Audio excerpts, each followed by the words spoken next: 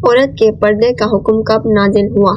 اب تک پردے کا حکم نازل نہیں ہوا تھا، اور حضور اکرم صلی اللہ علیہ وسلم نے جب حضرت زینب رضی اللہ عنہا سے شادی کرنے کے موقع پر ولیمہ کیا تو اس موقع پر جب لوگ دعوت ولیمہ کھانے کے لیے حضور اکرم صلی اللہ علیہ وسلم کے دولت قدوں پر حاضر ہوئے تو آپ کی نئی دلہن حضرت زینب رضی اللہ عنہا دیوار کی طرف منہ کر کے علیحدہ پردہ ڈالے بغیر بیٹھی رہی حتیٰ کہ پردے کا حکم نازل ہو گیا، جس کی تفصیل حضرت انس رضی اللہ عنہ اس طرح روایت فرماتے ہیں کہ پردے کا حکم کب اترا اور کیوں کر اترا اس کو میں سب لوگوں سے زیادہ جانتا ہوں۔ سب سے پہلے پردے کا حکم اس وقت نازل ہوا جب حضور اکرم صلی اللہ علیہ وسلم نے حضرت زینب بنت حجش رضی اللہ عنہا سے نکاح کرنے کے بعد رات گزارنے پر صبح کو ولیمہ کیا۔ چنانچہ آپ نے لوگوں کو بلایا، لوگ آئے اور کھانا کھا کر چلے گئے، لیکن چند آدمی وہیں باتیں کرتے ہوئے رہ گئے اور بہت دیر لگا دی۔ آپ کو اس سے بہت تکلیف ہوئی، آپ چاہتے تھے کہ یہ لوگ چلے جائیں، لیکن لحاظ کی وجہ سے ان سے جانے کو فرما نہ سکے، بلکہ ان کو اٹھانے کے لیے یہ عمل کیا کہ خود آپ وہاں سے چل دیے اور میں بھی آپ کے ساتھ چل کھڑا ہوا تاکہ وہ لوگ مکان سے نکل جائیں، تاکہ آپ حضرت عائشہ رضی اللہ عنہا کے حجرے کی چوکھٹ تک آئے۔ پھر یہ سمجھ کر واپس ہو گئے کہ اب وہ لوگ چلے گئے ہوں گے، میں بھی آپ کے ساتھ واپس ہو گیا۔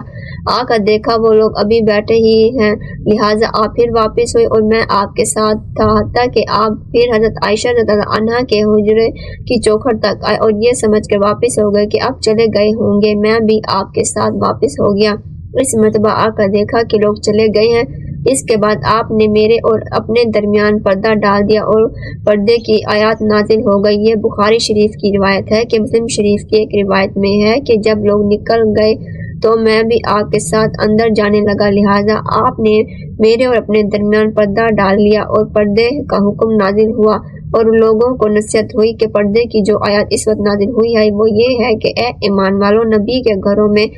بلائے بغیر مت جایا کرو مگر جس وقت تم کو کھانے کے لیے اجازت دے دی جائے، ایسے طور پر کہ اس کی تیاری کے منتظر نہ ہو، لیکن جب تم کو بلائے جائے تب جایا کرو، پھر جب کھانا کھا چکو تو اٹھ کر چلے جایا کرو اور باتوں میں جی لگا کر مت بیٹھے رہا کرو، اس بات سے نبی کو ناگوار ہوتی ہے، سو وہ لحاظ کی وجہ سے تم سے شرماتے ہیں اور اللہ صاف بات فرمانے سے لحاظ نہیں فرماتا، اور جب تم نبی کی بیویوں سے کوئی چیز مانگو تو پردے کے باہر سے مانگا کرو، یہ بات تمہارے ان کے دلوں کو پاک رکھنے کا عمدہ ذریعہ ہے۔